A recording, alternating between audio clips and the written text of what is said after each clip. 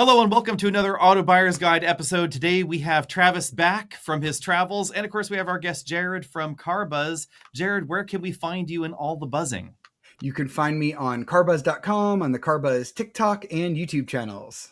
So in this review, we're going to be talking 5-star reviews, Chevy's new Silverado, what we have had it with this week, talking about the cost of new cars, the electric Dodge Charger muscle car, whether it's right or whether it's wrong, and then we will be playing some games. So stay tuned to the end of the episode where you will hear someone have to explain to us all why the Miata is not a sports car. Budget your time, you won't want to miss it.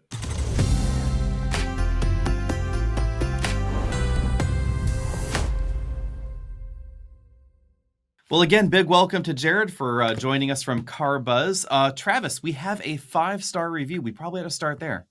We do. One of our favorite things ever. We've got a username that is mostly characters, but favorite auto podcast 5 stars. By far one of the most informative and user-friendly podcasts out there for automotive information regarding new cars.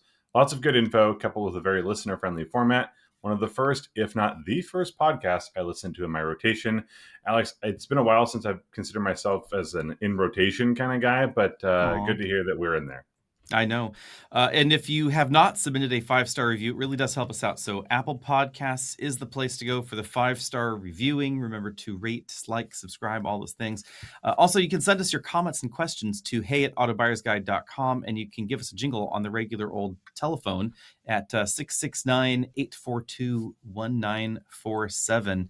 But before we get into the rest of the viewer comments and questions, let's talk Chevy's new Silverado, which has unceremoniously been dropped by the patent office, apparent, Jared. Yeah, what a way for it to get dropped. I'm sure Chevy was not happy about that. It's normally the Chinese technology agency, their patent office, basically, that drops patents on everybody. This one kind of did surprise me. Well, wouldn't you know, I bet you Chevy's probably not planning to sell the new Silverado 1500 in China. That's probably why it wasn't dropped there. Honestly, my biggest question is how new is this going to be? Because GM has put a ton of money and resources towards electrification, which they are slowly rolling back on, but that's been impactful over the last couple of years, which is when this has all been in development. Yeah, the rumor mill is saying that it will be a next generation Silverado and that will get new engines, probably refreshed transmissions, but I'm sure it's going to share liberally with the outgoing model as much as makes sense there. But the big thing is supposed to be the new engine lineup, which they're saying are going to be bumped displacement-wise up to 5.7 and 6.6 liters, up from 5.362. That'd be interesting. Still push rods? Yeah, I would go with probably yes, because if they plan on doing cylinder deactivation, engineers say that cylinder deactivation is easier to do on a pushrod engine. Well, it'd be interesting because Chevy doesn't do cylinder deactivation on the 6.2 liter engine currently, only on the 5.3. I don't love the 5.3 liter engine as far as like base engines. It's fine. It's not my favorite. It doesn't sound great. It's kind of weak as far as base engines go. I prefer like a 2.7 EcoBoost if, for my money. I've always kind of surprised about the 5.3 because the 5.3 exists, I think, just because you want a V8, right? But then I would rather have Ford's 5-liter and Ram's 5.7 over Chevy's 5.3, but it is pretty efficient. Honestly, and it's just going to sound like a bunch of truck people or car reviewers doing the same thing. Why would you not go with that diesel? It's a fantastic little engine. I've got a 5.7 right now. It's decades old, so kind of interesting to see that making its way back. And obviously, if they're going to do a displacement increase, they can't just hey, everything's a little bit bigger. You've got to spend more time on that engine if you're going to spend any time on the engine. But again, I just wonder how much effort has really gone into it. And I think sadly they're going to end up falling behind because now just a few days ago before recording this, Ford says we're going to do something different with our trucks and we're going to put an extended range electric version. Out goes Lightning, in comes this extended range. Ram eventually might build the extended range they've been talking about for a couple of years. That rev is coming, sure. That's what we hear. Forever. No word from Chevy though on any of that. So that's one thing that I would have loved to hear next gen, and there's more to come, even if it was just this little crumb of something. I don't know if you knew, Travis. It's called the Rev because it's been coming forever. I forgot to laugh there for a second. The Silverado, the rumor mill says that it's supposed to be a new next generation V8 engine family, so more than just a displacement bump. But what that means in GM terms, I we'll have to see how that goes. Yeah. But let's move on to our next topic, which is the end of the year. What have you had it with in the automotive industry? So many things. I'll go first here. I have had it this last week with people commenting about things and comparing cars out of context in the comments. That's my big thing.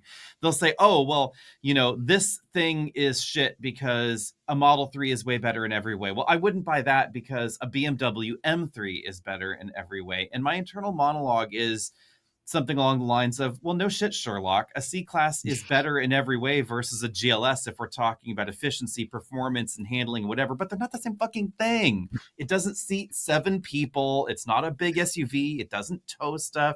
It's not a big car. So that's what gets me there. We recently had some posts around the Dodge Charger EV, which, Dodge Charger EV is Dodge Charger EV, right? It's a weird thing that God knows why Dodge did it. But in general terms, it's not a bad quote unquote EV. The range is not far off an Ioniq 5N because this thing has 325 with tires. The tires are crazy stupid. It weighs 3 fucking tons, right? It's a huge car. It's 207 inches long. This thing is massive. It's a massive, massive thing, which is all kinds of dumb, right? But it's just not a Model 3. So, is Model 3 better? Is it cheaper? Is it whatever? I mean, if you want a smaller car that's quicker 0 to 60, sure. But if you want something with a backseat the size of a living room that can somehow still go 0 to 60 in 3.2, then, hey, there's a Dodge Charger for you. Let me check the driveway. Yep, nope, no living room size backseat there. So nope. Yeah, I don't. You read my mind, and it's always the Model 3 performance too. There was a meme going around for weeks when the Ferrari 12-cylinder came out, and it's 800 horsepower. Model 3 has 500, 0 to 60 3.1. Model 3 3.1. It's you can buy a Rolex and it costs you $30,000, but guess what? My iPhone, why would I ever buy a Rolex? They don't do anything better. No. Imagine. Yeah, it won't even read your messages to you or play music. At least imagine. Yeah, my Rolex does it. Yeah, it isn't a camera. Oh my gosh. I will say it's easier to swallow those kinds of things when it goes to the extreme, like Ferrari, Lamborghini, etc. Yeah, why buy a Ferrari, Lamborghini? Yeah, okay, why? Your Corvette will do the same thing for less kind of money, and yeah, they're not quite the same thing, but they're closer. But when you're going compact sedan versus Maybach, you're just that is not the same thing. But people do it all the time, even I was looking to buy the RAV4, and it was really nice, but then I got so much better value. I just went to, Kia and I bought this Seltos. It's why would you ever buy a TRD Pro Tacoma when you could buy a 30-year-old full-size Dodge pickup? That's right? Another one, the used comparison, is the same thing. Well, my whatever does the same, well, my 30-year-old whatever makes more power. I could just go get a used GTR. Of course you could go get a used GTR. Used comparisons are always the hardest because then it's anything. Pandora's box is now open. Yeah, really anything. It's why would you buy a brand new Camry? You could literally buy a used anything. Rolls Royce. Hey, why not? Sure, same thing as a Camry, obviously. This is what can I do my what I've had it with is this is what mine is. People online. So this is basically what the CarBuzz comment section is. People begging for manual cars and for sports cars and then not buying them. So the specific example is anytime we write about the new Prelude, and granted, I'm not defending the Prelude that hard because there are problems with it for $42,000. But I saw somebody on TikTok post a video saying, this is a self-fulfilling prophecy. Honda brings it out for $42,000 and says, well, I guess you guys didn't want it, so we're going to kill it. And I'm like, where were you guys when Honda was selling the Civic Si Coupe? Where were you then when that car was available for $25,000? If Honda brought back the S2000 today, that would be a $60,000 car adjusted for inflation. You can't afford the Prelude, which is you're complaining that's too expensive. Even worse, they want the S2000 to exist so they can buy it in 10 years, maybe, because like you said, they can't afford it. And I don't blame people for sharing their opinions, right? That's fine. But they're coming at it as if they're a potential buyer. Why doesn't this, let's say the Prelude, have 300 horsepower? That's what would really interest me. But they drive an econo car because they can't afford anything else. And I'm not judging them for what they have, but they're coming at it like, why? And it's like, because somebody isn't going to buy it for you to buy it 10 years later. That's just not how the economy works. Unfortunately, wouldn't it be cool? But I've said it before, and I'll say it again. Newsflash, everybody. Car companies don't design cars for the used car market. They design cars rather for the people that buy them new. And remember what the new car buyer looks like. The new car buyers average over 50 years old. They're single-family home-owning, suburban dwelling people with high incomes, which is why we have huge screens plastered over everything. They don't want manual transmissions by and large. They want automatics. They want all-wheel drive. They want all the bells and whistles. They don't want base models. They don't want convertibles. They don't want anything fun. And I can see that because the closer to 55 I get, I can see that the fun has been sucked out of me. And I don't know if I would buy a convertible anymore. And I don't know if I would buy another manual transmission. And that fills me with sadness. But I'm also dead inside. I think we might get to it, and I'll touch on that when we get there. But it's just one of those things where I've heard it in different contexts that I didn't like, but I think it applies here. You vote with your dollars. And if a company builds a car, and I will touch on it later, but let's say it's an fill in the blank, right? It's a new RAV4, and you go, well, this is really close to what I'm looking for, but they don't have quite what I want, so I'm gonna buy something completely different. Well, because you're not buying that RAV4 in this instance, RAV4 does not care what you think, right? Toyota is like, whatever, they didn't even buy it. So I'm not saying, oh, if it's not what you want, you should buy it anyway, but there is an argument when we talk about some of these niche things. Let's talk small trucks for just a second. We say we want small trucks, then you know what you need to do? Buy the first small truck that comes out.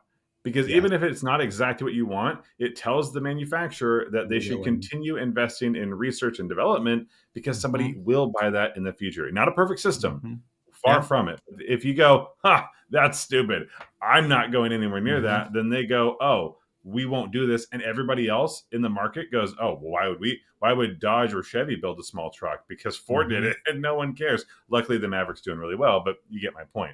But the Maverick's a good example in a way because Maverick comes out and Ford was willing to stick their toes in the water. Hyundai as well. I have to give the credit with Santa Cruz, although it hasn't landed as well for pricing reasons.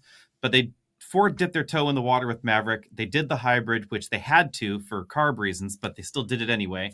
And then everybody else, including Ford, was like, oh my God, people want this thing. Yeah. No, I agree. And to all these people, I agree. Vote with your wallet.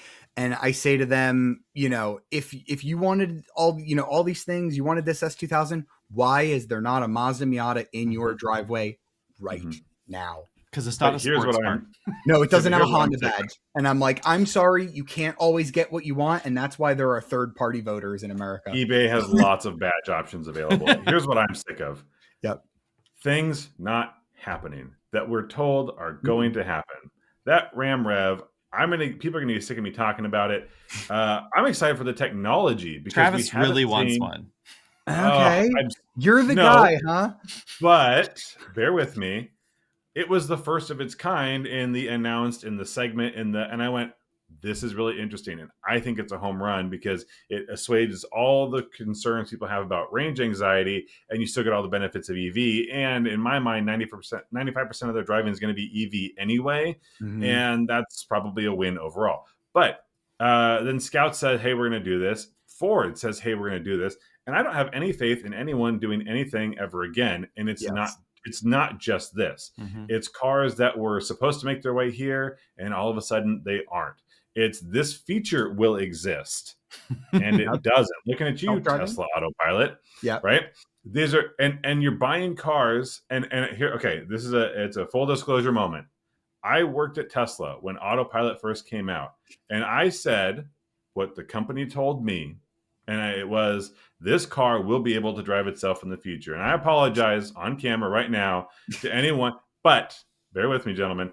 I said, this is what they say it will do. And if you believe that, you can buy it now. And if you don't, you'll be able to buy it later. It's just likely going to cost more money. That has come true. So I didn't say you should do this, it's the future. I said there's a chance that it can, but these things just haven't come through. And we have so many cars that are now software empowered, right? Let's not say software based, but all these features that are going to come through. And now it turns out if you bought a Volvo EX90 and were there for the LiDAR system, you just have a beluga hump and it's never going to do anything. And that is not something that used to happen, right? It was true. The vehicle was developed and then went out, not went out and still under development. So my word of caution, never buy a vehicle that says it's going to do something. Don't trust it, period. If it doesn't already do it, then it may never do it. Sure, it'd be cool if it got better. And my Tesla's added features over time and become more user-friendly, but it's also changed the interface, and stuff that I liked disappeared and I couldn't get it back. Yeah, I'm sick of that. That's a good point. And I understand it from a software design. You cannot box this off and start having a bunch of different variables. Like, that just doesn't work in software. I get it. But I'm sick of these things that are supposed to happen, supposed to come out. They're on their way. And we never, ever, ever see them. This happens with video games too. They publish video games that are like buggy at first. They used to just be done. You would buy the video game and it was a full video game when you got it. And now it's like, it's half a video game and then the rest comes out later. And then you have to buy DLC, and the DLC is like half as much as the whole game cost. No, you got the cartridge and it didn't do what it said. So you had to blow on it and stick it back. But now the cartridge isn't even a cartridge. It doesn't the cartridge have is just on it. Yeah, it's the cartridge has nothing on it. You have to download the game. It's so stupid. Oh, you whippersnappers! And if you take your cartridge to your friend's house, it doesn't matter because it was on. Now you got to download it. Yeah, this is what's confusing. There's no get home and put it in and play it. You see, Travis is his internal monologue is a 55-year-old in the Midwest wanting that EREV. Apparently, the new car Travis, and then it turns out he's really 12 years old with a gaming console. Can I personally say gaming is forever? I am personally fully out on EREVs. It is my personal stance that they are so dumb. They took too long. Like the past 3 years has been like the time that we needed them. It is past.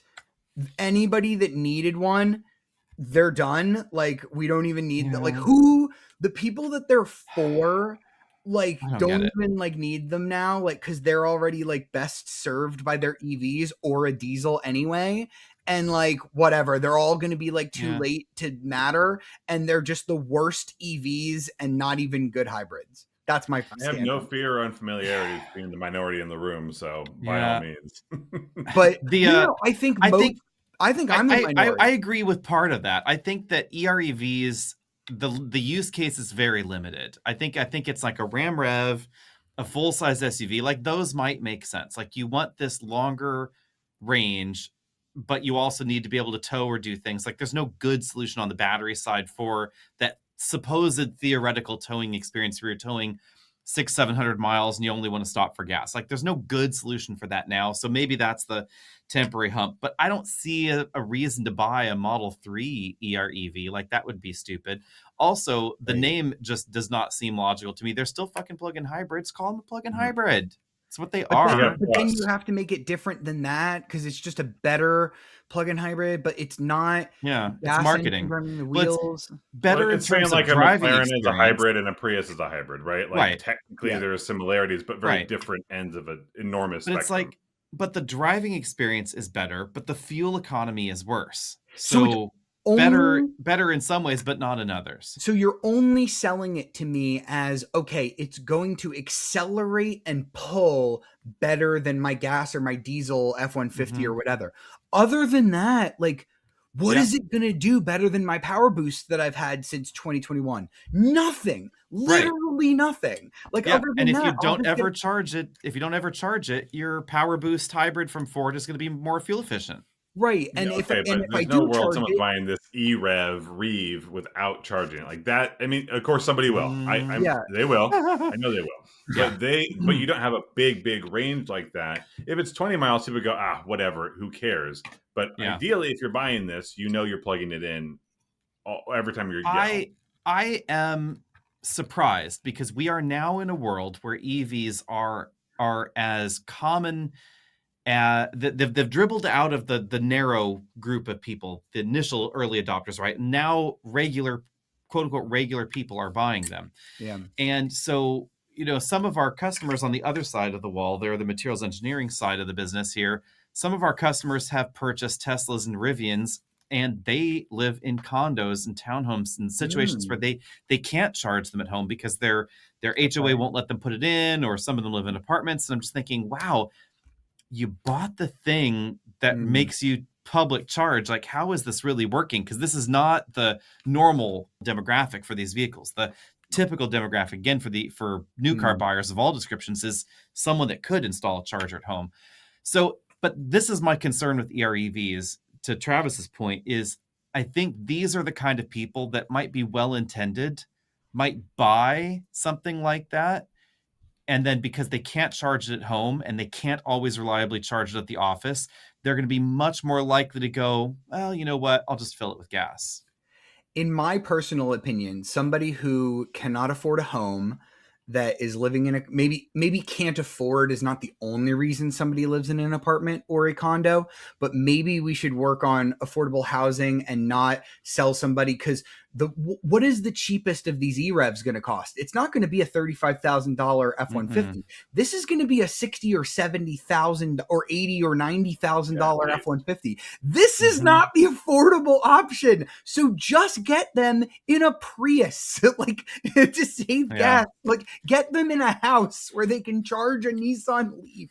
Like, what are we doing here? Like, or even just like get them in a Colorado or a Maverick hybrid. Like, what are we doing here? Remember, the whole thing is to save fuel on a big truck. These are going to be so expensive because they need to have 100 kilowatt hour battery, which is like only a little smaller than what the Lightning currently has. Plus, it has to have a gas engine. What is this thing going to cost? It's not going to be a money saver. This is my argument, a luxury option. 70 kilowatt hour battery would be enough, but then it's like, can it put out the power that it needs to? But that's probably Ram was never going to be the reasonable one. This is a luxury option at best. But that's, of course, because who buys the new cars? The wealthy people buy the new cars, which brings us along to our topic, next topic here, which is that the average new car, wealthy people. Yes. The average new car is $50,000 plus in the United States, but we know that the wealthy are buying an outsized share of them. So when we look at the average loan, this maybe tells us closer to what the average Joe,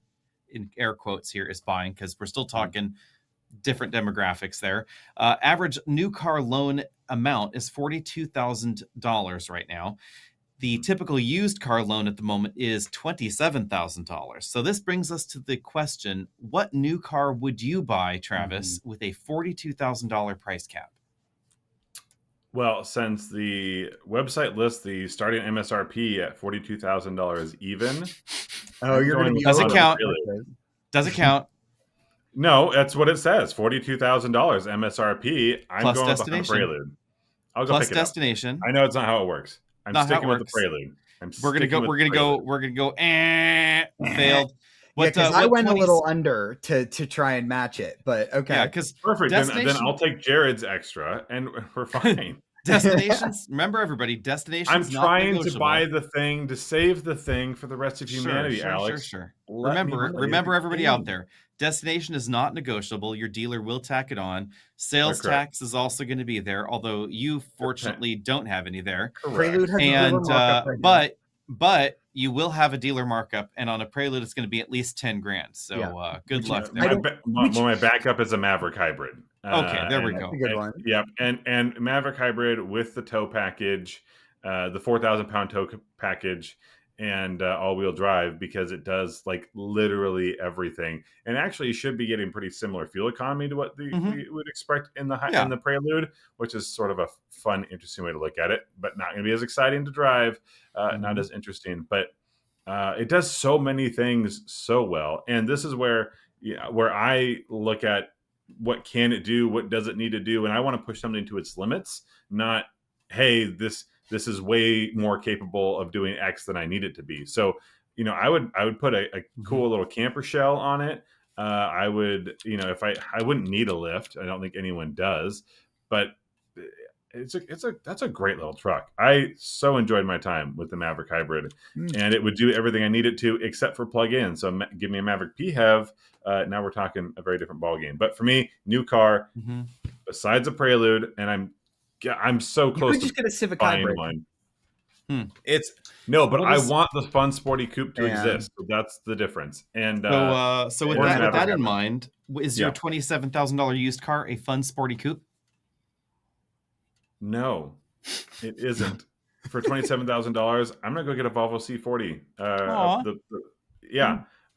Those are fantastic little value. They are fun and sporty, and they are a coupe SUV.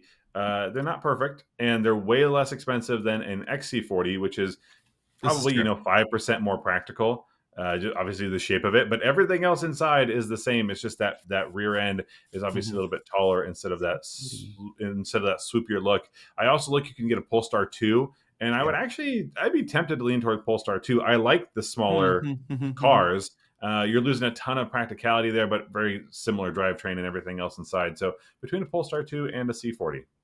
Interesting. So Jared, what's your new car pick for 42?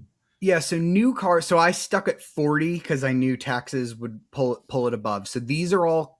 So I have two cars that are both available at 40. I looked at yours. I won't spoil it, but I did peep at yours. But I stuck with sedans because I don't have any kids yet, so I could still make a sedan work in my life. So the one that I picked as my number one choice for now would be an Acura Integra A-Spec because I could still get a manual transmission one because I'd like to keep the manual transmission alive as long as possible. Again, vote with your wallets. If you buy a manual transmission brand new, maybe automakers will keep making them as long as possible. So I could keep one of those brand new, and I could still get the tech package with the ELS studio audio and all of that, with the adaptive suspension for under 40, which is great. The other car that I'd highly recommend the viewers check out if you're looking for a really nice sedan under 40, the Hyundai Sonata N-Line for like 36 grand. What a great car that is. It's like 36 grand, 290 horsepower. It is so fast. Like if it had better tires, because they got rid of the summer tire option, this thing would be smoking GTIs. Like it's so fast with the dual clutch transmission. It doesn't have ventilated seats, but it has really cool like suede seats. And honestly, if you're being an adult when you walk into the Hyundai dealership, you should probably walk out with the Sonata Limited Hybrid instead of the N-Line. It's just under 40 grand, so it's like 39,000, but you're going to get like 50 mpg. It's like 200 horsepower, and it's a lovely car for under $40,000. So those are three sedans under $40,000 that are all fantastic. Yeah, that's not bad. I have a feeling that since I'm dead inside, we already covered that, and one child, hopefully number two on the way sometime in the future, I would probably go with some sort of plug-in hybrid SUV thing, but it needs to have enough room for the car seat rear-facing behind me. So that really limits things down to basically like Kia Sportage, Hyundai Tucson plug-in hybrid. Maybe would squeak in under the wire. Maybe a Sorento hybrid might work. Could get the plug-in hybrid for that price range there. So that's probably where I'd end up. So what about your $27,000 used car pick, Jared? I've got a bunch, and I actually like looked and found like actual examples. Oh, you found specific ones.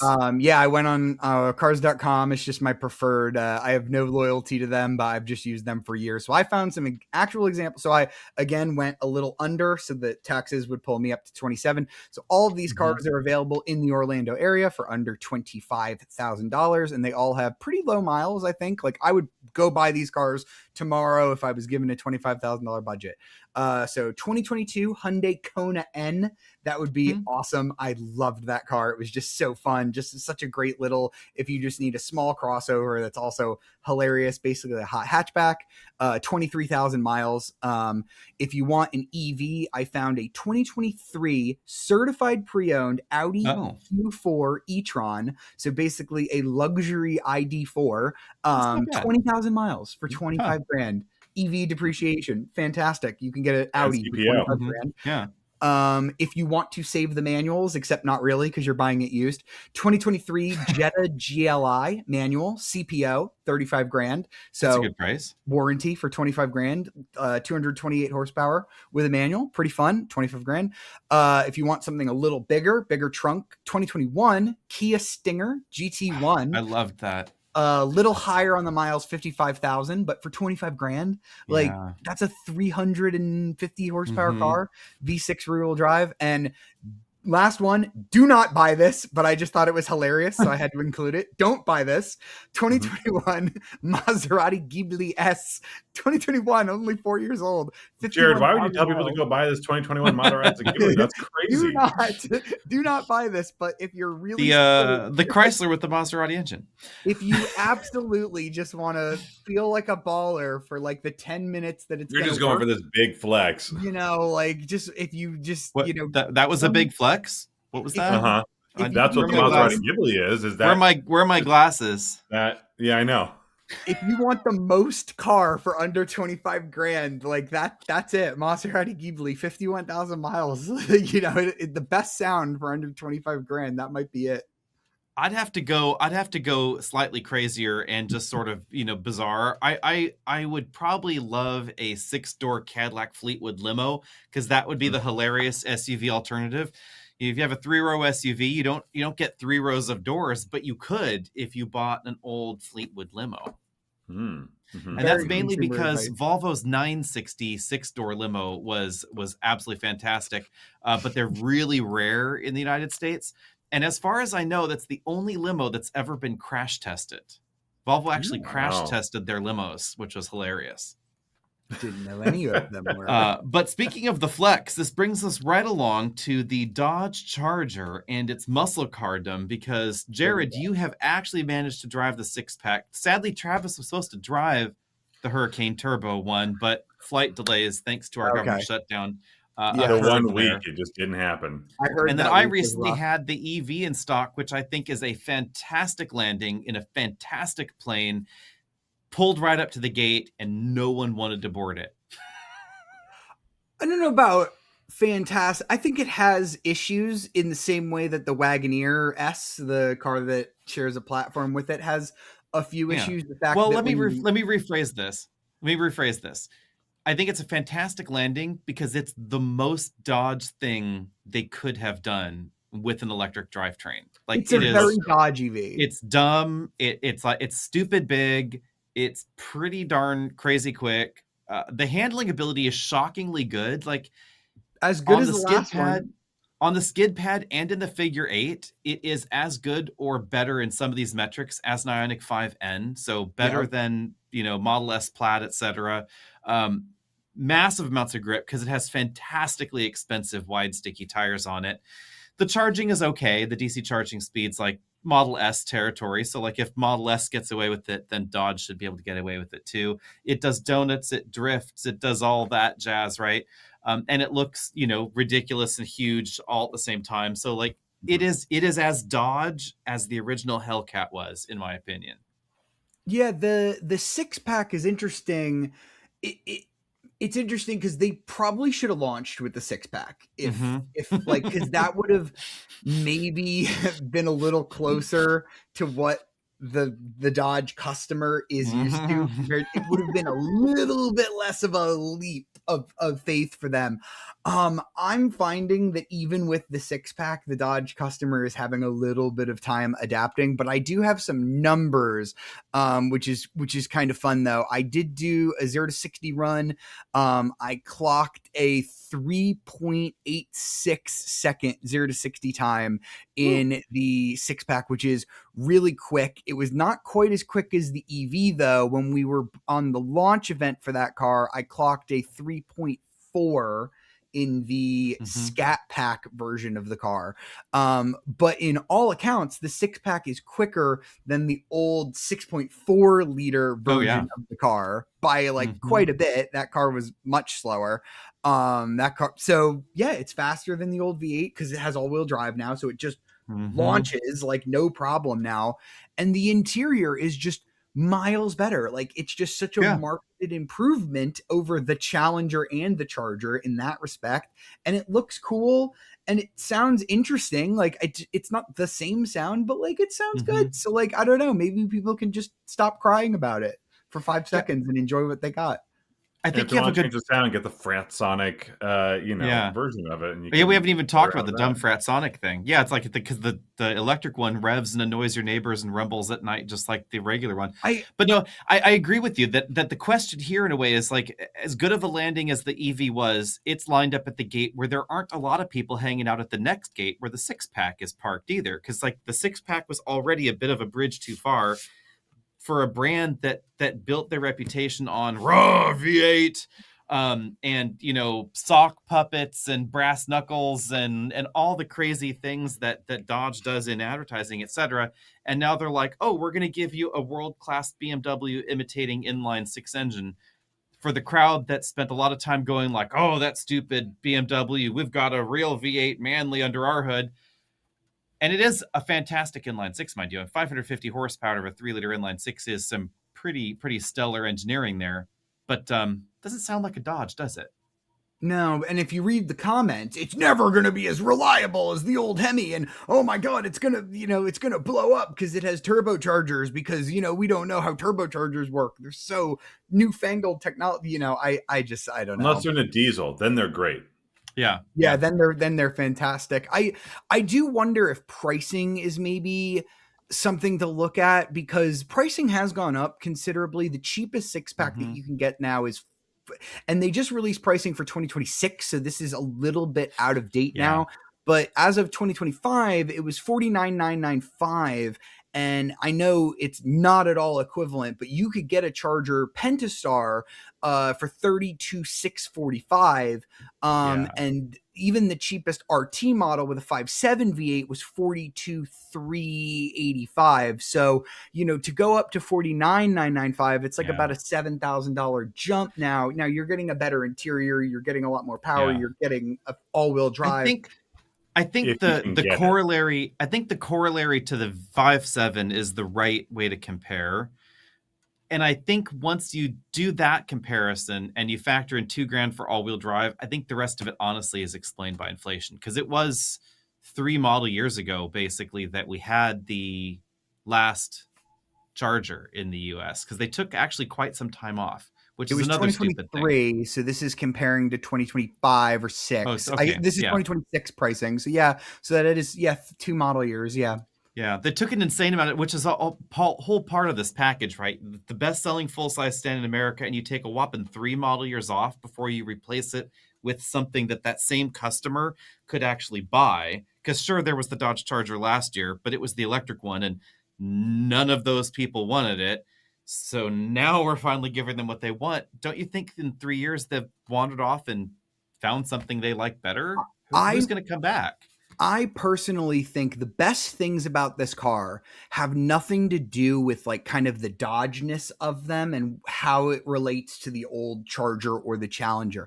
I think it kind of just has to do with what this car is and how nothing else like it exists, whether you're kind of talking about the 4-door model or the 2-door model, because let's take the 2-door model because there's really nothing else like this because the Camaro's gone. There's no more Camaro. You've got the Mustang or bust. The Mustang has one of the worst back seats ever. You cannot fit a human adult back there. No. The trunk, and you could fit an entire Mustang in the Charger's trunk. Yeah, honestly, Alex and Travis are tall. You can fit both of them comfortably for 2 hours back there. It is huge. And I know the trunk of the Charger is a little shallow, but in terms of length, it's massive. And if you fold down that rear seat, you can do a Home Depot or Costco run in it. It's massive. So one of the big problems that we're finding here with these people that won't buy the Prelude, that won't buy these cars, is that they were all kind of forced out of 2-door cars because the back seats are pretty terrible in them and the trunks are pretty terrible in them. So they were all like, well, I'm just going to go buy a truck. See, everyone who left went not to another large sedan or large coupe because they didn't really exist, especially in that segment, right? The American muscle type. They went to an SUV. And as we've seen in the world of automotive, you cannot get people back out of a crossover or an SUV because it has most of what they liked in their sedan, and now it sits higher and it's easier to get in and out of. And I'm someone who every time I get into my Model 3, I'm doing a small fold to do it. I'm a tall person. It's worth it for me, and I like the driving experience. But you spend 6 months not folding into a car at all, you go, ooh, I like this. And so they're going to stick with it. And I think that's been the biggest problem is they had other places to go in the SUV market. I wouldn't be shocked, obviously, within Stellantis, but if everyone who had their Charger and it was time to trade them in or their Challenger or whatever, they went with a Durango, they went with a Grand Cherokee, they went with something that had, a big engine and most of the excitement. And then they went, oh, like, I don't need everything I thought I needed in a car. This SUV, this is pretty nice. Yeah. I always say that Audi introduced the A5 Sportback and BMW introduced like the 4 Series Grand Coupe too late in America. If we would have had those a decade earlier, I'm not saying we would have stopped the crossover, but we would have slowed it down a little bit. If all sedans would have had that hatch practicality a little earlier, we would have maybe circumvented it a little bit. I think only a tiny bit, because the problem is the cars with the CAFE regulations, the way they were written, thanks to George W. Bush's era, the unintended consequences were ever dropping roof lines in sedans, which really hampered their practicality. You could add a hatch, and if you still can't fit adults in the back, it's not really that much better. That is part of my problem with the Charger. The Charger's back seat, it has a lot of legroom, but headroom is just too limited for me. And they didn't change the door opening that much in the rear because it's exactly the same roof line, 4-door to 2-door. So in the 4-door, you get this kind of compromised door opening that makes it hard to get child seats in and out, hard for tall people to get in and out. And I would say, just for our taller listeners here, I am not going to refer to myself as a tall person, nor Travis here either. Tall people are like 6'4", 6'5". That's tall. I heard that 6'2" is the shortest tall person. I would go with that. 6'2" is a short, tall person. That sounds about right to me. But you know what you could do? You could drive your Dodge Charger theoretically on the new Arizona Bon. Have you heard of this proposed legislation? The Arizona Act, called the Rapid Act, wants to start a pilot program on I-8 to remove the speed limit during the day. I thought it was at night that they wanted to remove the. No, it's during the day. During the day, they want a speed limit at night, for safety. So it's like Texas, where they have lower speed limits at night, and some of the other states that have tweaked speed limits here and there have instituted night speed limits for safety. What is your thought on the Arizona Bon? I mean, listen, I've always, having driven on the Autobahn twice now, I don't think Americans could handle it. Because I think in the years apart that I drove in Germany, I think that the Germans, for whatever reason, have gotten worse as drivers. I don't know what happened. But I just don't think Americans have the driver education needed to handle something like this. So it would scare me to ever be sharing the same road with somebody who just doesn't have a speed limit, because people just don't know what lanes are for. I'd be really excited if Arizona were to say, like, we're going to start educating people to drive better in conjunction with something like this. But I'm already seeing people like call I forget which one of their legislators wants to do this. They're calling him crazy. They're like, you maniac, you want to let people speed. So like, I just don't think the voters would ever let something like this go through. Here's a thought to our Captain Slow down below, Travis here. So one of the studies that was cited here, supposedly in support of this, was that in these speed unrestricted zones that have existed time off and off here in recent memory in the US, apparently the average speed in a lot of these areas does not seem to change. It seems like the average driver in these wide open, really long stretches, they want to go about 77 to 78 miles an hour, regardless of the speed limit. Would you do that? What if the speed limit was 80? What would you be doing there, Travis? If the speed limit was 80, I'd be doing 80. Okay. Yeah, so I usually camp in the slow lane, but I'm doing the speed limit. And if I end up with a car in front of me that's doing a couple miles per hour slower, so you're not slow, you're just law abiding. That's correct. Yeah, I go the speed limit, and I know what lane to go into. Here's the thing. I've heard lots of great ideas coming out of Arizona. Lots, always. And this just doesn't seem like one of Really? them. Yeah, for sure. Here's the thing. What's the other best idea out of Well, Arizona? let's focus on the subject at hand to keep things simple. We have so much time in the world. The Autobahn is a very European concept, right? Let's just stick with It's that. only There a are very other German European concept. Yeah, it's really a German Correct. concept. Let's go with that. But I'm gonna go a little broader European. If we say other European concepts like approach to alcohol or like approach to nudity, and we just said, by the way, we're just going to bring some of those changes here to the U.S. right now, just like this idea, bad one. We're just not built to live that way. That's true. I've seen people on nude beaches, and they're not built for that either. Let's just say that. Well, and we're not built to have any of that here. I mean, obviously they exist, but you know what I mean. It's these European concepts. You grow up with it, and so the Autobahn is you're always going to have a kid who goes, all right, I'm going to do the top speed on my car, and I'm going to do it. But I think you sort of grow out of it, and this idea in Germany, I think they've probably grown out of it, and so just to introduce it here, willy nilly, bam, here we go. If you want to do a pilot program, increase the speed limit. Don't just get rid of it. It's a pilot program. You can change it. So put in a sign. You can swap the 8 for a 9, and leave room for I think if you want. But the technicality here would be that there is a speed limit. It is reasonable and prudent. Yeah. Yeah. Who knows what that means? And then, so moving along, we have a Kia K4 hatch. Is it epic? Is it strange? And what about the rest of their lineup? Because they also said there's a new Seltos coming, and there might be a Nero still. It's definitely a Nero still on sale for 2026. I think it's reasonable and prudent. What do you think? Reasonable and prudent? Do you think they're cutting the pie a little too thinly there? Well, because we don't know if they tease or preview the new. They always do like the reveal in Korea, but then not in America yet for the Seltos. So we don't know. They did. They said it's coming. Yet. We're definitely getting the Seltos. We are definitely getting a Seltos hybrid, but they wouldn't say what else we're going to get. A lot of specifics not on the table. That's because it's not going to come for another year. So K4 hatch is interesting because I personally think the K4 is a great car. I like it in some ways more than its sister car, the Elantra, but I think the Elantra hybrid is the one to get, and there's no K4 hybrid. So I think overall I would just get the Elantra for that reason and that reason alone. But I like a hatchback, so I would consider the K4. But the whole reason I would want the K4 hatchback is because I want a hot hatchback. And so far, Kia has not given us any indication that they're going to do a K4 GT. That's what I want, because I love the Elantra N.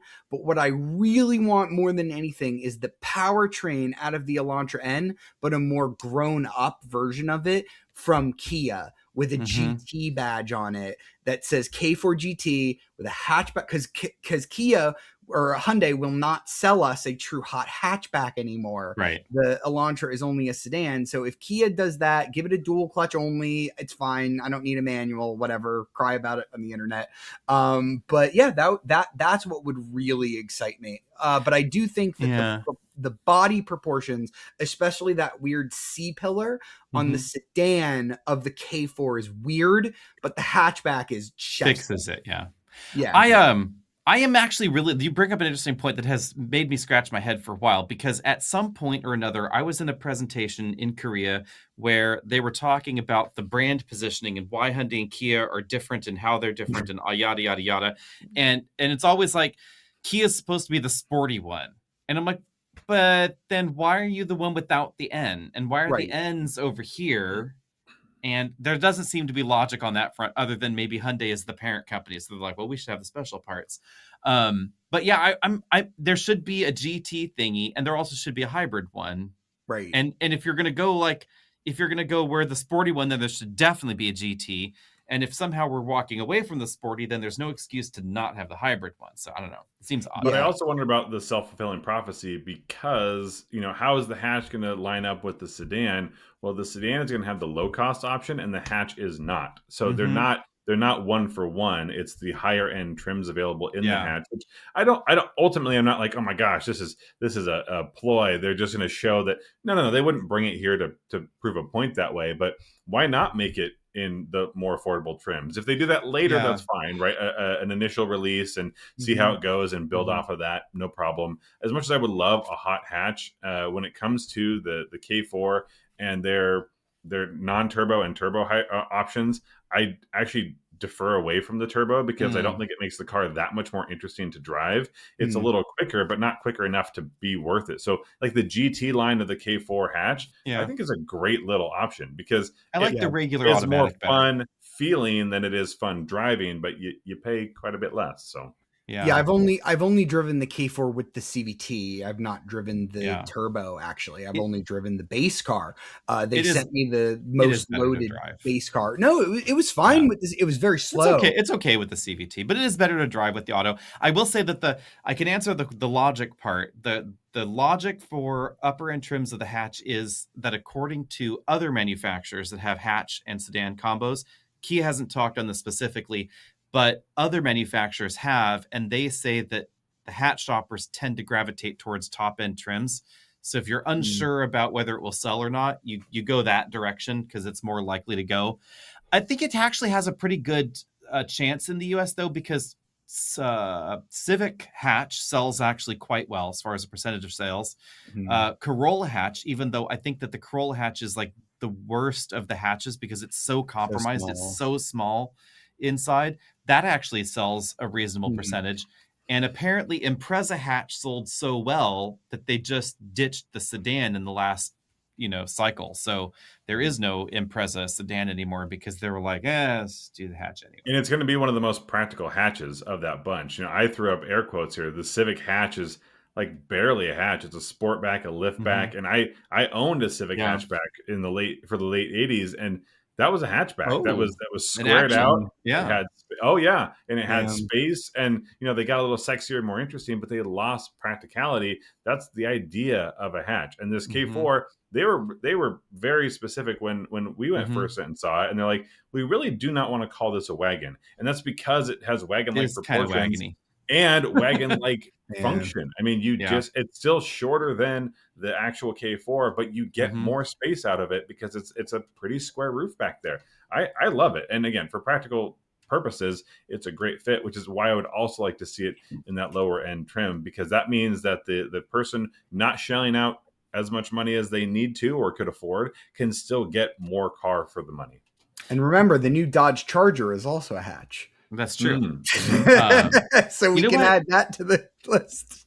What I would like to see the comparative list: K4, Dodge Charger. Dodge Charger, same thing. Exactly. It's basically a Kia K4. Exactly. It'll be in the comments on this video. Yes. What I would love to see is this new car category that Europe has, the M1E category, which is interesting because if you haven't heard, Europe has recently decided to back away from the 2030 emissions target for all electric vehicles by 2030. This, I think, is no surprise to anybody because when they came out, I'm like, hey guys, this goalpost keeps moving worldwide everywhere. Don't be all worried about it. California's probably going to move their goalpost soon if it's not overturned in courts. And I would say even if they don't, it's most likely just going to be a reaction to other things going on. So there's possibility there could be heel digging in because of that. But these goalposts have moved in the past before. California's ZEV mandate is not the first one they've had. But what's intriguing is that at the same time they did that, they did this other thing, which is this new M1E category. And this is a tweak to their credit scheme where you can sell one EV and have it count for 1.3 EVs. So yay on that. Gives them a little wiggle room to sell things less efficient here and there. But I'm intrigued by this because it's not a K car category. K cars have to be under 133.8 inches. So they're really quite small. This is a small car category, so they can be up to 165.3 inches long and still qualify for this. They have to be fully electric and built in the EU, one of the actual EU countries. So in American terms, a Kia Soul would work if it was built in the EU. A Venue would work because it's 159 inches. The Volvo EX30 is ever so slightly too big, even though it's built in Belgium. That feels hurtful. It really too big? That's so funny. I thought they could probably hack Yeah, they could probably squeeze some things off of it. So does that mean a Golf is too big? Because Golf is too big. Because an EX30 is bigger than a Golf, so a Polo would fit. A Polo would work. There's a whole range of things in Europe that could come, but I am somehow intrigued. Like this is a category that actually I think a government mandate thing would be handy in the credit trading scheme that obviously we don't have anymore because we live in a utopian or dystopian world here. So like in a world where maybe you sell one of these things, yeah, you get 1.5 little ZEV credits for it or something like that. Could be entertaining, right? But I think it solves in air quotes here some of the problem with the claim of compliance car, because it's not just something with no range at all. Theoretically, they still have to get people to want this and get it, because the credit scheme is only a minor credit bump. It's not a huge credit bump. So I'm curious to see what kinds of cars will get developed under this scheme, because it could incentivize cars reducing their size in Europe, which is apparently the entire goal. Is that a lot of European legislators are concerned that cars have become too big, and European safety nannies, they're also worried that cars have become too big and too heavy. So which this is so quaint, right? So this is trying to incentivize cars to shrink back again, because I will say, if you've driven around tiny towns in Europe, some of the cars that are out there now are definitely a little on the big side. Could you imagine? It's important to make the influence, right? Yeah. Like, but at 1.3, is it enough? Because we're talking about you have to invest in making a car, because they're going to be a very small number right now that would even qualify to begin with. So if you want to make the impact, you have to make the incentive worthwhile. And look at something like a Fiat 500. You say, okay, that should work. I don't know exactly where they're all built, but that one should work as far as the sizing. But you mentioned the Soul and the Seltos, and we go, but those aren't electric. Obviously, here in the U.S., what else would fit? Would an electric Mini Cooper work? And you go, okay, well, is that that's built in China, so no. Right. No, yeah, it wouldn't work because that's built in China. The Fiat 500e is built in Turin, so that would qualify. And I think it's the logic here could make sense, because it would be a longer term thing. We're not going to see any difference in a few years here. But if they get 1.3 credits for every one they build, and that helps them out financially and logic wise in their compliance scheme, it could theoretically make that model less expensive. So if we look at this, and over the next few years, because of this scheme, we see those small EVs either become less expensive, which is probably unlikely, more likely that their price tags don't increase like the rest of vehicles. So there starts to widen this gap, and they can be this more affordable alternative. Then I could see car companies go, and the sales, actually tick up. Then I could see car companies investing more heavily in this segment. And the consumer has to get something too, because like they're sacrificing on having a bigger car, and it's like they have to decide whether or not it's worth it. Like, okay, yeah, the car is a little cheaper, but like, is that enough on its own? Or like, I think maybe they'd get like preferred parking spots. Like maybe they get like a tax credit when they buy it as well. So it's like, the carrot, versus the stick. Like I'm all for like the carrot. Like, listen, we here in America, we incentivize people to buy the largest, heaviest thing for their business as a depreciating asset. If it weighs, gross vehicle weight of 7,500 pounds or more. Imagine if we incentivize them to to buy the smallest, most efficient thing. How many Leafs Nissan would sell? Like, it would be crazy. Like, we just do the opposite. I'm also intrigued to see if it causes car designs to change, because EX30 is on the cusp of qualifying. Yeah. I could see a world where Volvo's like, we could shave a few inches off this thing. So it makes me wonder if we're going to see that happen at all. And maybe if there were other similar incentives for car size categories here and there, where maybe there could be this trend back towards more efficient designs and more efficient packaging. This brings us along to changing market forces and the U.S. car scene. What changing market forces? I don't know. What could you even be talking about, Alex? I was looking at Kia's lineup is an interesting one in Canada. Do you know that next year Canada's going to get EV3, EV4, which is going to be cheaper than a Bolt, and EV5 and EV9 GT, whereas here in the US of A, we are just going to be getting 2 of them. regular EV9 in 6. Do you remember what I said earlier about I hate things being that told aren't to us happening. that aren't going to happen? I went and looked at and shot and was pretty pleased with and curious about the EV4, and now you're telling me it's up there. It's right there. But the Great White North. You are so close, Travis. I am you are so close to it. So we are getting that one, but we are not. We are not getting No. EV4. That's the sedan. That's the sedan that's cheaper than the Bolt. What is the 3? The 3 is even smaller than that. That's the 400-volt eGMP platform. Yeah, we're not getting that. So we're not getting that one, but Canada is. That's the more affordable, sort of, think Electric Soul kind of vibe. Yeah. They're going to also get the EV5, which is the SUV counterpart to EV4. I've seen that one. That one also would sell great here. Better than EV6, absolutely. Probably, but none of them will sell as well as a Sportage, which is why it's not coming. Of course. And then, of course, we are also not getting the electric people movers and cargo vans that they get in Europe. Right. No. Which also listen, they look fantastic, but I don't know if those, we just saw Volkswagen cancel the ID Buzz, at least for 1 year. You think that's only for 1 year? Do you think it's only for 1 year?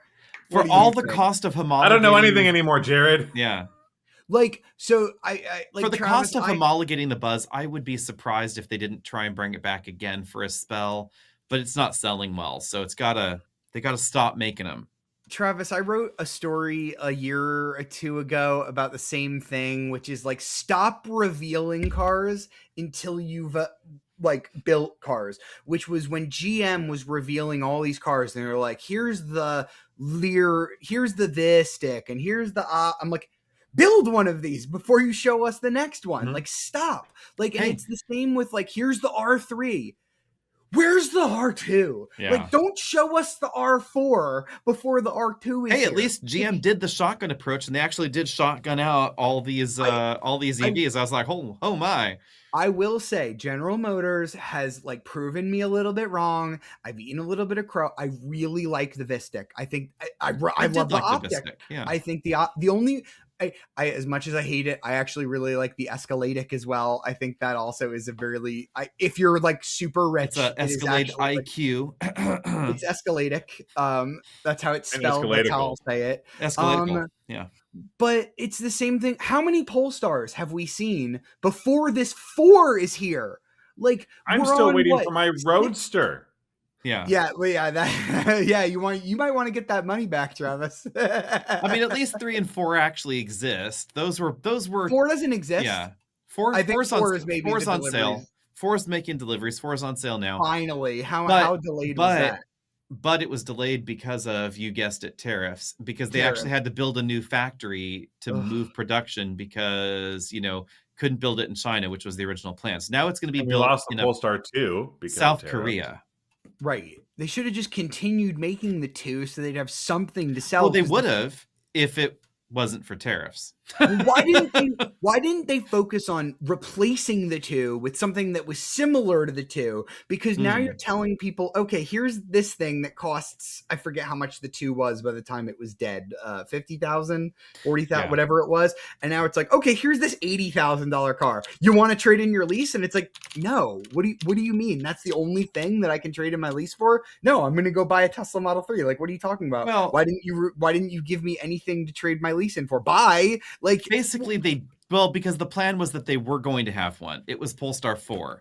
That's Polestar too expensive 4, too. It starts at 46.4. It's still whatever. It's still more. And I'd be interested at 46.4. Yeah, actually. Here we go. I have it here. So the 2024 Polestar 2 was the end of the road there. Essentially, that's 49.9, and so Polestar 4 is actually less expensive at 46.4 than Polestar 2. What kind of naming scheme is just sort of dumb. What kind of Polestar 2 was that? Was that like a dual motor, like high performance one, I think they or? were all dual motor at the end. I think Oh they might yeah. have all been dual motor at the end. Okay, but if Although I I like the leased, single motor rear wheel drive. yeah, if I leased one of those, I'm not going to be getting a 40. Like, yeah, that's silly. Like, I don't know. I think the whole brand. Me and Alex have talked about this with Polestar as a brand and their lack of foresight with naming things. Like, yeah, the 3 is bigger than the 4, which is bigger than the 5, and like, I came up with a graph. That for 2024, that was the single motor model.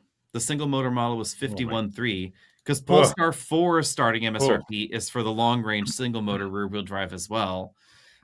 So it actually is more affordable, the new one, and you get longer range, you get a bigger vehicle, you just get 20% less window because there's no back window because that part's dumb. I think I would wrap that weird thing black just so it looked like a window. Also, the Plus pack on there is something that you can get with the single motor, lower price one. $5,500 option, totally worth it. Like the packaging on that is, here's everything you would want to have a more premium experience. You don't have to get the all-wheel drive. You don't have to get a bigger battery. I know it's one battery on this one.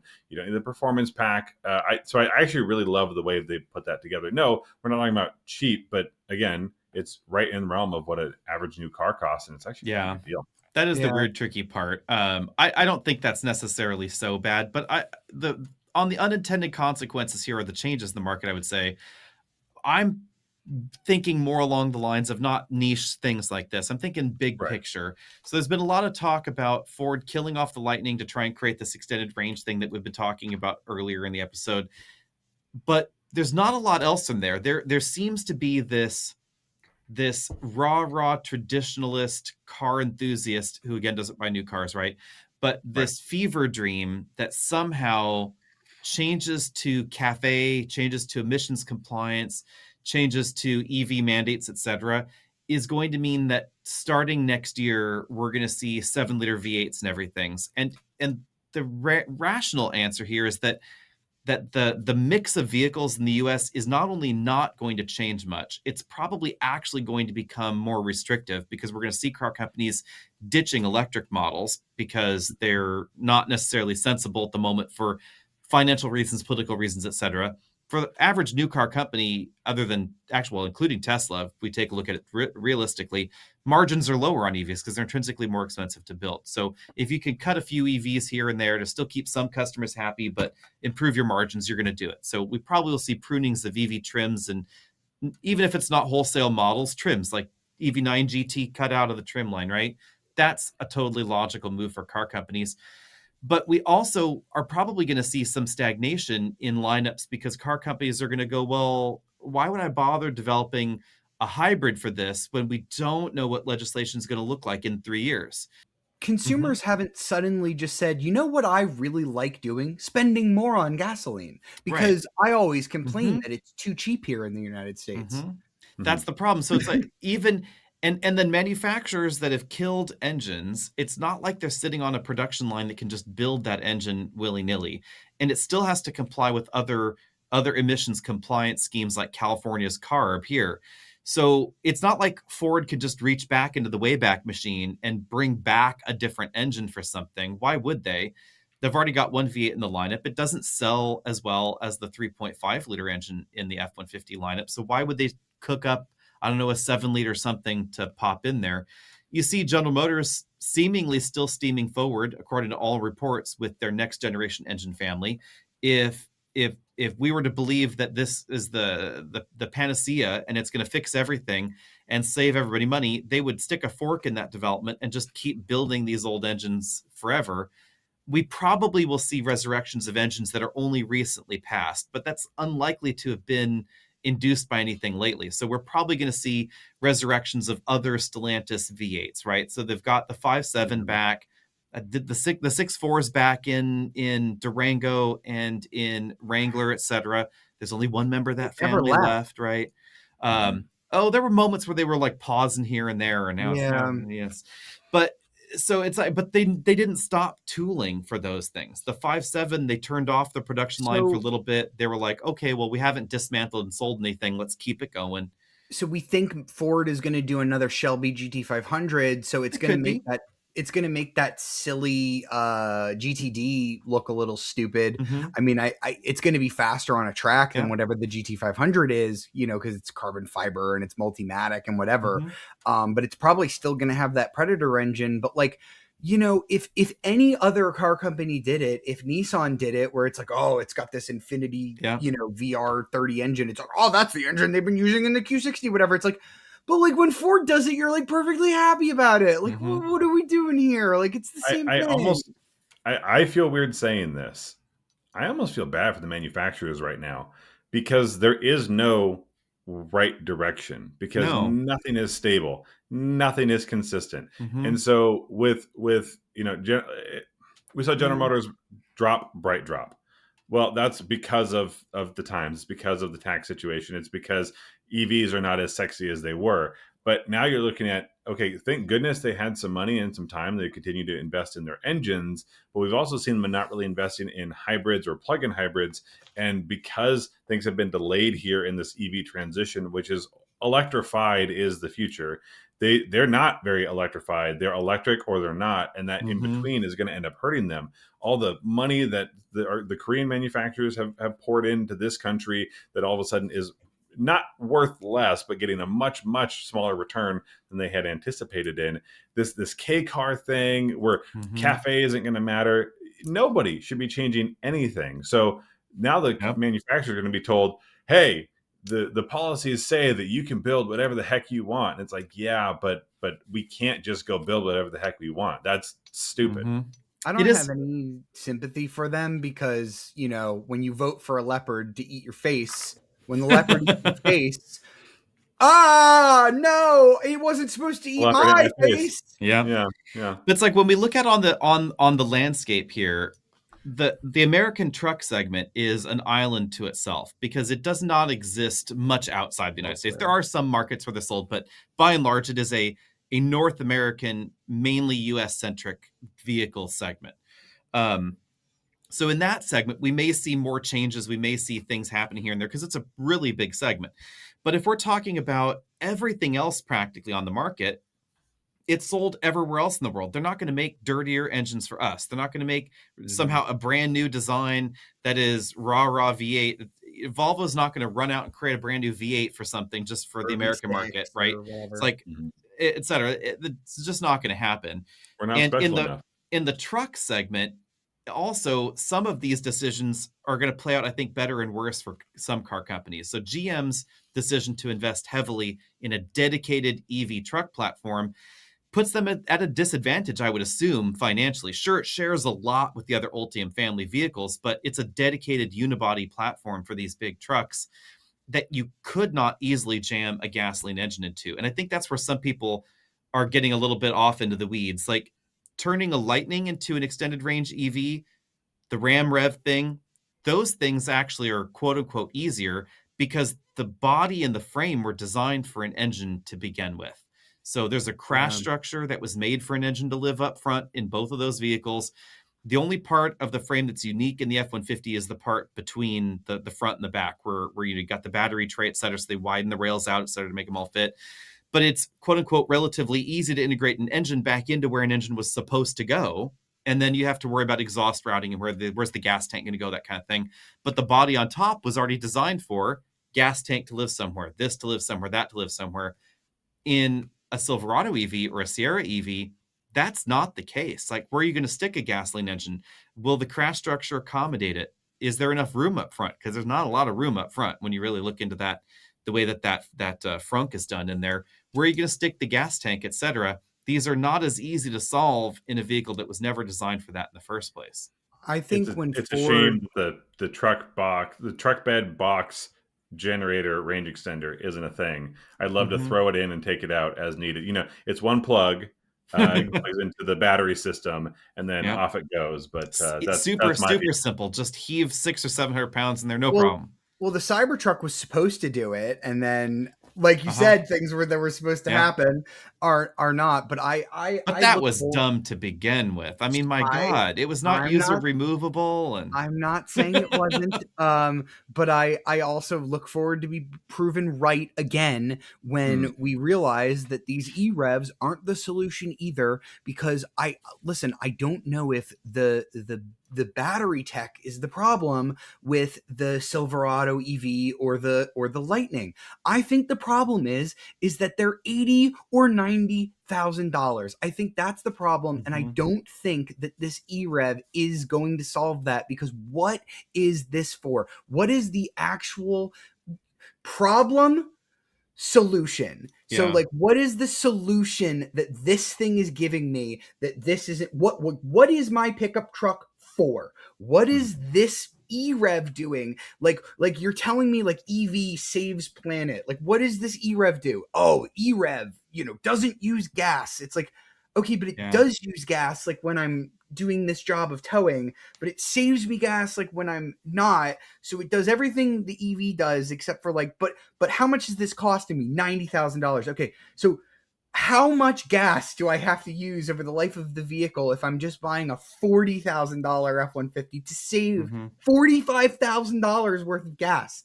That's a shitload of gas, guys. This is so much goddamn gas. Like, maybe it's not like we're solving the problem wrong. Solving for X is like we're going about this wrong. Well, but hang on, the diesel upgrade, which like the drive experience of the diesel and the EV to me seems similar in some of its benefits. No, right? the EV's better, torque but the diesel is, in a heavy duty truck, that's a many thousands of dollars upgrade. Yeah, so it's like $9,000. Yeah. But here's the thing. I think that seeing it as solving a problem is necessarily the wrong way to do it, unless the problem is creating a desirable truck for the wealthy buyer. Because logically, that's why all the top end ones exist. No one needs a Raptor, right? But the Raptors are really expensive. If we see a TRX again, it's going to be equally as crazy expensive. The RHO is already expensive. So nobody, quote unquote, needs those trucks. And I think E-Rev is going to fit into that same framework. So the one benefit, I think, to the manufacturer for continuing this process, and I think this is part of why we see the F-150 going this direction, and the Ram probably is going to happen, because if we see a fundamental political change in the U.S. in 3 years only, then we go back to what we had before, then these manufacturers are going to need things that meet ZEV mandate credits and this credit and that credit. And that kind of vehicle would do that for them. So they would be back on the compliance scheme. And then maybe they can stick bigger batteries in it later if they need to, or something like that. But I also think that fundamentally, if you are selling it in the wish universe, right, where everything is perfect, if you are actually selling it to the customer that's plugging it in regularly, and they're doing that, and they're only using the range extender for those times where they want a road trip or they want a tow, then you probably still have one on an emissions level, and you've given them Raptor R-like performance, which apparently they want, because that's a thing. And you've also given them the ability to extend regenerative braking for longer than you would in a regular hybrid. So I could see a world where it would be a more pleasant towing experience in them than other gasoline trucks, because you'd have less worry about brake fade going down the Davis Dam, that kind of situation, because you could regenerate all the way down the hill, etc. Possibly even if the battery is full, because there's a gasoline engine you could spin, which is what Honda does to eat up some electrons, right? So if the battery is full, it just uses the generator to just spin the engine. So you have some of those things that are quote unquote solved.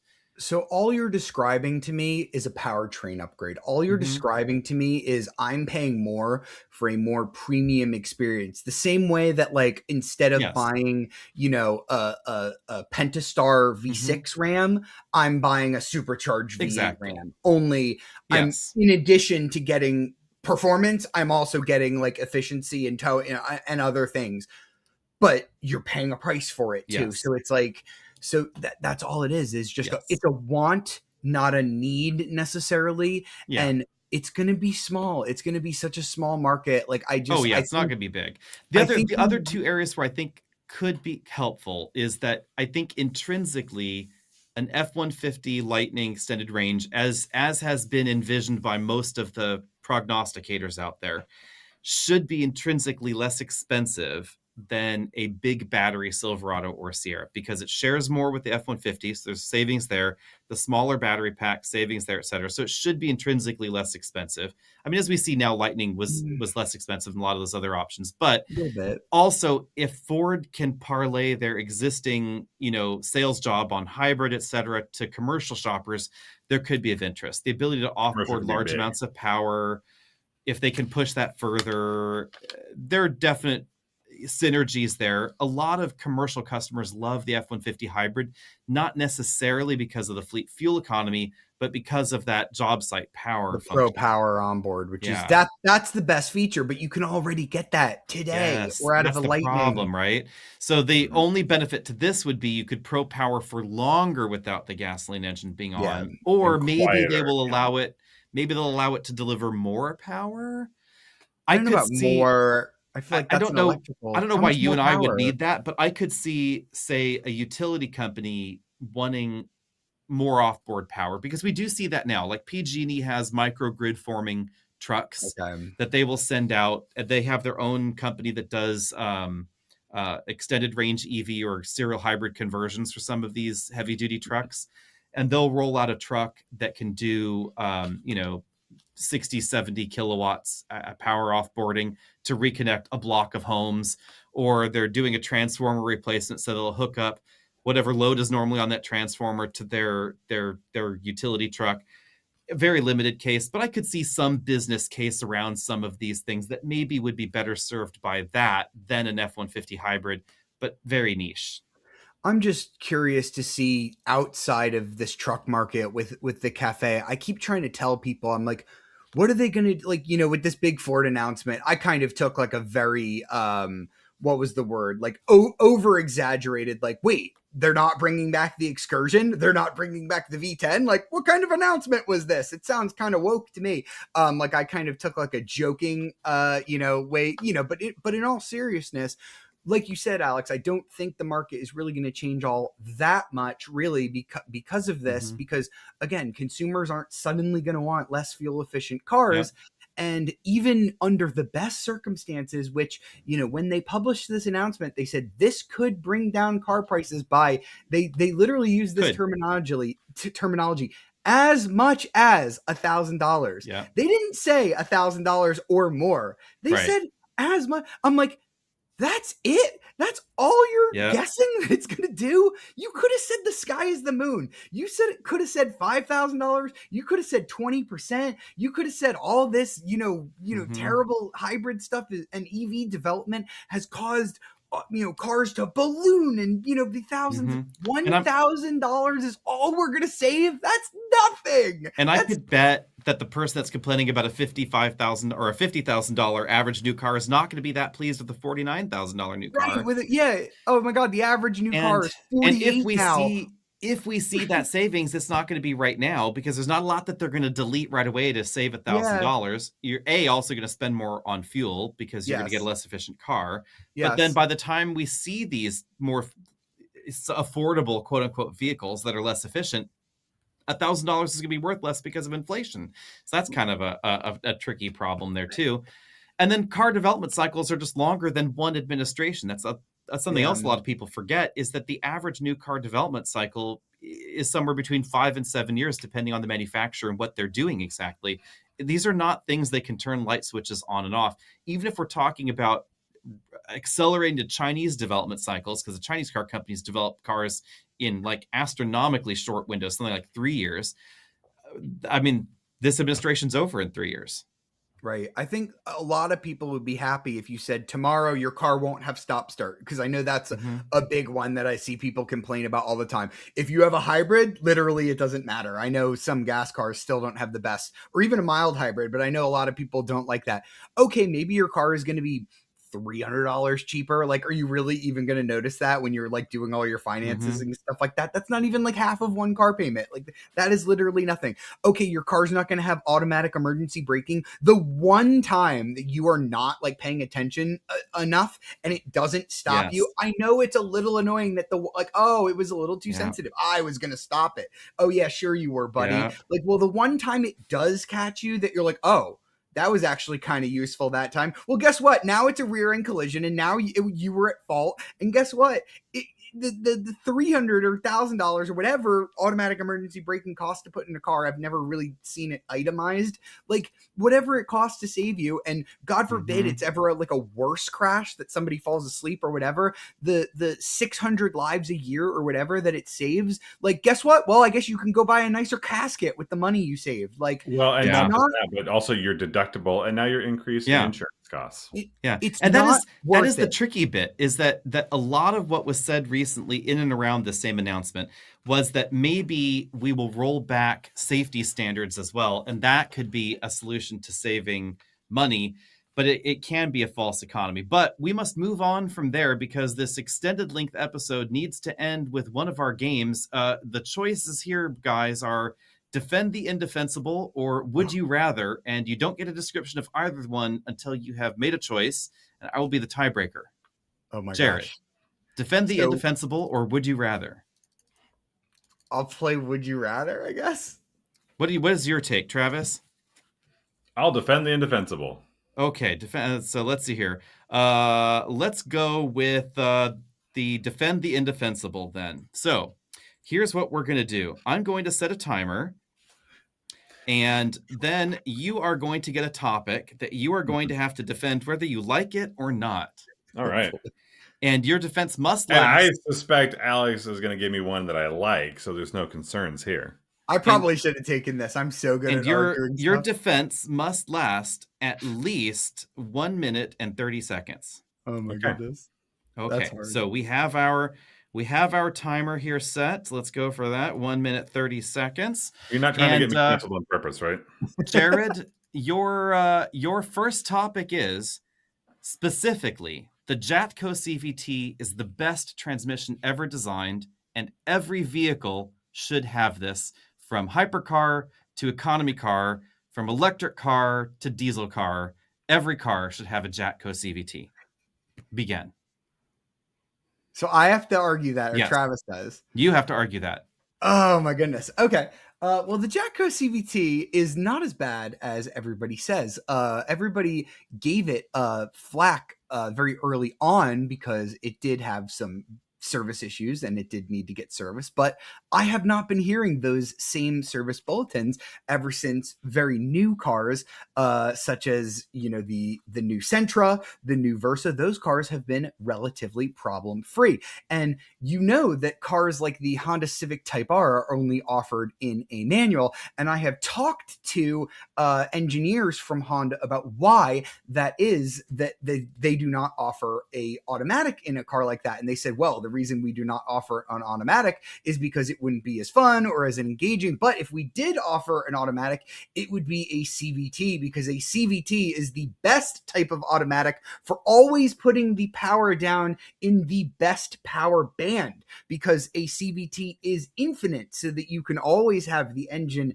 at its peak power band at all times. So if you are in anything from a Versa all the way up to a Koenigsegg, the CVT will always be able to manage its power infinitely. You never have to go through ratios. It will always be able to manage itself on the pulley to always be able to put the power down exactly where you need to do it. And we have hit our timer. So there we go. Okay, Mark. We'll go for okay marks there. I was expecting some soliloquies about the rubberiness of the transmission being the ultimate feel, and you needed that rubber bandiness, and no one wants shifts that are crisp or smooth. So, passing grade, but just barely there. And Travis, as the commercial says, you won't spill your coffee. Alex, with high expectations, that's crazy. Yes. So, Travis, it is your turn now, and your topic is that we do not have enough screens in new cars, in number or in size, both quantity and size. You may begin. here's the reality, right? Is that we have more information available to us now than ever before. And as we know, information is key to success. It's knowledge, it's intelligence, it's decision making, or decisions that can be made for us on the go. And I have a car that has one screen, and it has so much information on that one screen, and I have to look one place to get it. Wouldn't it be easier if in your line of sight you had a box of screens in basically your window that had everything you need? You want to look in your rear view, you go ahead and look at your rear view screen. There's one camera. Who needs mirrors? Cameras dead center, left and right. Those are just two more screens of our approximately 19 to 20 screen layout. Because if you need your speed, that should be located where people call a heads up display. That's basically just a screen. So there's your speed screen. And then less important information that you will glance to from time to time. How about how much gas you have or your average efficiency? That's a screen or two screens, depending on how you want to put it, because it's all about options. And we live in a world full of options. That's just your driver's screens, because your passenger could be feeding some of this information to you so you can get it verbally, audibly, instead of visually. And that's just going to help mean that every information you have on the screen in front of you, the visual intake is just that much more efficient. You can also track every vehicle around you. There are 6 different screens for that based on the 6 different views. And they're actually tracking the vehicle, not just where it's at in the space. And that way, maybe you can see if that person is paying attention and we hit our limit. Excellent job there, Travis. We'll give Travis the winning score in round number 1. That was A for effort there. None of these were shared previously. My heart. But okay, we have to show everybody a picture here. I don't know if everybody is familiar with the Fiat Multipla. Mm-hmm. Are we familiar with this? Yes. Have we seen this before? Yes. Mm-hmm. Okay. So, Jared, your task is to convince us that the Fiat Multipla is not the best car ever designed, but it is the single best looking, sexiest car ever conceived of by mankind. You may begin. Okay. If you want to pull up to a Cars and Coffee and you want to have more attention than somebody with a Ferrari Enzo, at least here in America, you should buy a Fiat Multipla. You are going to get so much attention because everybody is going to ask you about the double-decker styling. This thing, I mean, Italian styling. What more do you want? Everybody knows that the Italians know how to design things, and the Fiat Multipla is no exception. Of course, what else does it have that all car enthusiasts know are cool? A manual transmission. Doesn't get much cooler than that. It also has 3 abreast seating, so that is something that is also really interesting. I mean, look at that interior. Blue seats. Like, that is the epitome of style right there. The triangular steering wheel, all of those weird geometric shapes. Like, even the interior is just so cool. The way that gauge pod is designed, just the shape of the gear lever, like everything about that interior is very cool. And this was during an era that had some of the worst interior plastics that you could ever imagine, and Fiat was no exception, but they crafted it into something that just looks so cool, that looks so much like a spaceship. Everybody is going to want to ask you about this when you drive this around, especially in America where these were not sold new. You are just going to be so cool, and everybody is going to ask you about your Fiat. And your time is up. That was better grade than round 1, but the win will be down to Travis, who must now, let's go ahead and remove this from our view here. Travis's task is that he must now explain why piano black is the ultimate interior car trim, and every surface should be liberally coated with it. You may begin. Yes. Well, what draws attention more than a beautiful piano? And while we can't have this tone in our lives at all time, we can bring some of it with us. And if you want to take care of your car and take care of your items and take care of yourself, what you need is joy in your life. And what brings more joy than a shiny black surface? And we know that because every surface that we are drawn to, including screens, segue, is a shiny black surface, at least at some point. Now, you might say that shiny black is only good when you first get it, and that's true, which is why we've invented replaceable shiny black, piano black panels for everywhere in the vehicle. So no matter where it is, you can go ahead and replace it so it continues to give you that joy every time you step inside. Is it too reflective to have it right on the dashboard? Maybe if you live where there's sun. But what if there was a piano black windshield option? That's called a heavy tint. And now we have it on our windows, not just our surfaces. So wherever you look, it looks showroom fresh every single day. And yes, you're going to have to replace them, but that's what the package is available at the dealership for, called your extended piano service agreement. And that means all you have to do is pull it in, and each of these panels, likely where you put things like your hand, of course, the steering wheel is piano black, as well as your keys, your cup holder. That one's a little tricky, but don't worry, it's all been built in. And we have your timer has expired. It's perfect all the time. Bonus points. Polestar 4. Bonus points for effort there. Although I didn't hear why it was the best interior trim. Although it is. I don't even need to be defended. I did love all of the rest of it, though. I just don't know why it's the best interior trim yet. So for our next task, Jared, you have the tricky one here. You have 1 minute and 30 seconds to tell us all why the Mazda Miata is not a sports car. Oh, you suck. I hate you. I hate you so much. Because remember, it's slower than a Camry. Oh, I hate you so much. I hate you. You may begin. Oh, the Mazda Miata isn't a sports car because sports cars generally have to be fast, and the Mazda Miata only has a 4-cylinder weak engine that isn't very fast. You can also get it with an automatic, and everybody knows that a true sports car should only be purchased with a manual. And sure, Mazda offers one, but it is only very good, and it's not perfect like Honda's manual or Porsche's manual, which are better. So if I were going to get based on the manual transmission alone, I would get a Porsche or a Honda because those are better. And everybody knows that the right place for an engine to be is behind you. And stupid Mazda, they put the engine in front of you, which is the wrong place. And then obviously the trunk is too small, so you can't even use it to, do other things. People who buy sports cars might also want to go golfing, and you can't even take it to do sports. So if you play sports in your sports car, it can't even do that. You'd have to put your golf clubs in the passenger seat. So it's kind of silly with that. You also can't be a businessman driving it because our timer is so up. Bonus points for the pain that we could see that this inflicted upon you. That was good. I almost saw a tiny tear. You're an evil man. I almost saw a tiny tear descend and glisten in the sunlight there. Travis, his voice keep getting higher as we went. It kept getting higher and higher. I thought there was helium coming into the room there. So Travis, you just lost him half his followers. Our last defend the indefensible for the championship here is tricky. And here it is. From Acura to Zonda and everywhere in between, front-wheel drive is the only drive you should have. Rear-wheel drive should be banned. All-wheel drive should not exist. All cars should only have front-wheel drive. You may begin. Well, and this doesn't even feel like defense. It just feels like education to the masses about the reality, which is that the more efficiency we have in design, the better every single product is going to be. We know for sure that rear-wheel drive is for hooligans and chaos. And it's the least safe way to drive a vehicle is having power behind you, because you never know what's happening behind you. It has to be in front.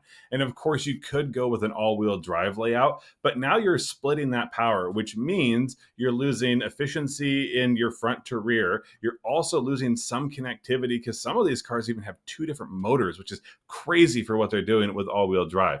No. You need everything in front of you where you can see it, where you can trust it, and where you can feel it. And of course, it's great for all conditions. Your everyday drive, well, most of those are already front-wheel drive. They have figured it out. But when we're talking about more difficult driving scenarios, if you're low on traction, then all the weight is already in the front. So you're not worried about sliding around, again, with that silly madness happening behind you in rear-wheel drive. And you're not losing the efficiencies or maybe the unpredictabilities in these software-designed all-wheel drive. Everything's there in front of you. And when it comes to sports cars, well, the fact is they've been relying on this rear-wheel drive. So they've actually been held back in their engineering because they haven't been pushed to the limits, because we know that front-wheel drive can do everything altogether. And yes, we have seen this thing called understeer, but Honda, good news, figured that out a long time ago. They had this Prelude that had the super handling system, no understeer ever. Time is up. Bonus points on the hustle, but extra points would have been awarded if you could have explained that it is possible to drift and donut a front-wheel drive car in reverse. Just takes extra skill for that one. And dedication. Technically a rear drive car. And actually, it's that's true. I guess, but it's a front-wheel drive car just going backwards. I broke a half shaft in a car of mine once because I was doing backwards donuts because that's all I had. At any rate, thanks to everybody for watching this episode. Clearly, the award by a whisker goes to our guest Jared because of how pained he was trying to defend the Miata, not a sports car, but a very, very close second to Travis, who brought all the emotion and his clear college acting skills to the contest here. So everybody, see you next week.